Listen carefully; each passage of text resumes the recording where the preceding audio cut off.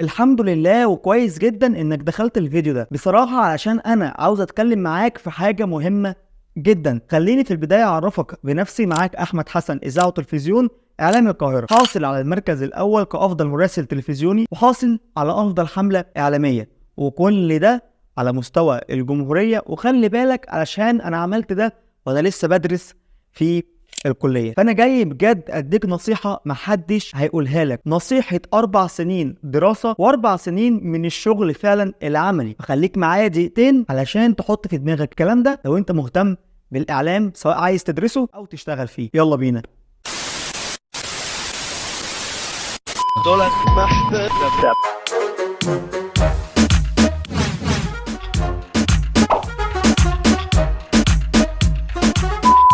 النصيحة ايه هي؟ النصيحة اللي عايز اقولها لك انك اوعى تدخل الكلية او اي كلية بشكل عام غير لما تدرسها كويس جدا وتعرف تخصصاتها ايه وبتتكلم عن ايه واللي بيحصل جوه ايه، وتسأل ناس كانت موجودة فيها وتعمل سيرش عنها كويس، وتشوف سوق العمل حلو ولا لا، في مستقبل ولا لا، خاصة كلية اعلام. علشان بشوف وفي ال4 سنين شفت ناس كتير جدا ضيعت عمر من وقتها، 4 سنين ضاعوا في اللا شيء. لا هم اتعلموا حاجة ولا هم اتطوروا في حاجة ولا هم قدروا يعملوا فلوس من وهم بيدرسوا، مع ان ده كان متاح جدا على مدار 4 سنين قعدتهم في اعلام ولا عرفوا يعملوا اي حاجة. فانت قبل ما تخش الكلية ابوس ايدك اسأل نفسك، واسأل عن الكلية الاول. تسأل نفسك عن ايه؟ تسأل نفسك انت عاوز تخش الكلية فعلا ولا داخلها عشان هي اسمها حلو وبتسمع عنها كتير ومريض بقى بالشهرة وان انا اسمي دخلت اعلام واللي في اعلام راح اللي في اعلام جه. دي اول حاجة. الحاجة التانية انك تسأل عن الكلية وتعرف هي كويسة ولا لا، ليها مستقبل ولا لا، مستقبلها او مجال شغلها مناسب ليك ولا لا. علشان صدقني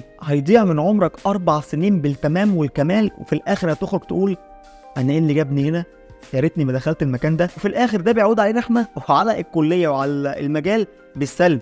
ما هو الناس اللي بتقعد تقول لك مفيش شغل، احنا مش لاقيين شغل، اعلام ملهاش شغل، صدقني ده بيبقى حاجه من الاتنين، يا اما هو ما دورش كويس او وقف بطل يسعى، يا اما الحاجه التانيه هو اساسا لا حابب المجال ولا طور من نفسه فيه وقضى ال4 سنين بيذاكر بس نظري بس وفرحان بالتقدير اللي بيجيبه. ده لو كان بيجيب تقدير وعايز يخرج سوق العمل يشتغل طبيعي يقول لك اعلام ما فيهاش شغل. فصدقني بالعكس، لو هنتكلم عن الشغل، مع اني ما كنتش حابب اتكلم في الفيديو ده عن الشغل خالص، بس انا عايز اقول لك جمله ونصيحه: اللي جاي كله اعلام، اللي جاي كله اعلام ومطلوب في سوق العمل بشده. الناس كلها عايزه مونترين، الناس كلها عايزه ناس بتكتب، الناس كلها عايزه مخرجين، الناس كلها عايزه مصورين، الناس كلها دلوقتي عاوزه واحد كونتنت كرييتور يظبط لها البيدجات ويظبط لها المحتوى.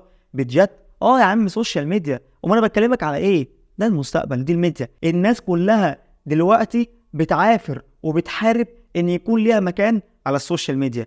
الاعلاميين والمذيعين وكل الصحفيين والمنصات الكبيره والمؤسسات الاعلاميه والفنانين والمشهورين والمطربين كله بيحاول وبشده ان يكون ليه مكان على السوشيال ميديا. ايه هي السوشيال ميديا؟ هي الاعلام الرقمي او الاعلام الجديد. هو ده المستقبل وهو ده اللي فيه فلوس وبالعمله الصعبه. واي حد يقول لك مفيش فلوس في السوشيال ميديا قول له انت كذاب، انت كذاب. فصدقني ده اللي جاي. ومع كمان اقول لك على حاجه، سيبك من السوشيال ميديا، الاعلام التقليدي في شغل وفي شغل كويس جدا كمان، بس على حسب انت امكانياتك ايه وطورت من نفسك ولا لا، او بتعرف تعمل حاجه معينه ومتخصص فيها ولا كله على بعضه. فصدقني اسال كويس عن الحاجه دي قبل ما تخشها. طب دلوقتي احنا عندنا مشكله، حلها ايه؟ انا عندي الحل. دلوقتي انا سايب لك وعملت لك بلاي ليست فيها خلاصه اللي حصل معايا على مدار ال4 سنين في الكليه. اتكلمت البلاي ليست دي عن كل حاجه في الكليه تقريبا بشكل عام. ايه هي الكليه، ايه نظامها، ايه تخصصاتها، الاقسام اللي فيها، مجالات الشغل اشتغل ايه، في فرص عمل ولا لا، السوق نظامه ايه، كل حاجه اتكلمنا فيها. ودي البلاي ليست رقم 1 اللي هسيبها لك، سواء بقى في اللينك اللي في الديسكربشن تقدر تخش عليه، او في الاي اللي ممكن تدوس عليها وهتظهر لك دلوقتي. دي هتلاقي بلاي ليست ظهرت لك. تاني بلاي ليست هسيبها لك وهي بلاي ليست او سلسله حلقات اسمها اتخصص ايه. وفي البلاي ليست دي او في السلسله دي احنا اتكلمنا بس عن التخصصات بتاعه الكليه. محتار تتخصص ايه، عايز تعرف معلومات اكتر عن الاقسام بحيث تشوف ايه اكتر حاجه مناسبه ليك، تقدر تشوف كل الفيديوهات دي من برضه البلاي ليست هتظهر لك دلوقتي في الاي او في اللينكات اللي في الديسكريبشن. وبكده اكون انا على مدار 4 سنين الحمد لله بقدم محتوى بيخص الاعلام، ان انا حاولت اساعد اي شخص، واتمنى ان يكون حد فعلا استفاد من اي معلومه اديتها له حتى لو كان شخص واحد.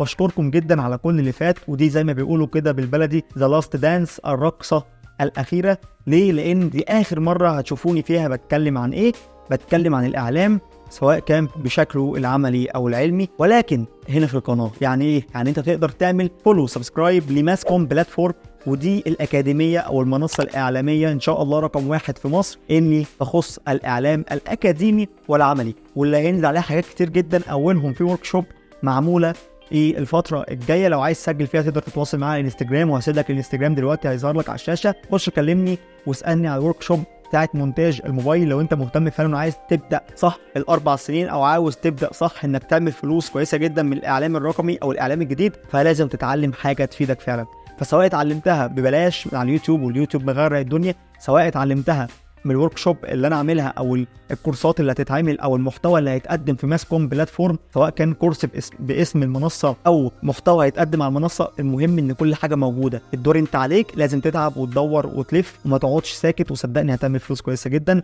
كده تكون دي المره الاخيره اللي اتكلم فيها عن الاعلام. كل اللي جاي عباره عن رياضه. ليه؟ لان انا اعلامي وصحفي رياضي، فطبعا هتكلم عن الحاجه اللي بتخص تخصصي الاعلامي. بشكركم جدا على الفترة الأخيرة، بشكر كل شخص قال لي كلمة حلوة ودعمني الفترة دي، وأشوفكم في ماسكوم بلاتفورم. مع السلامة.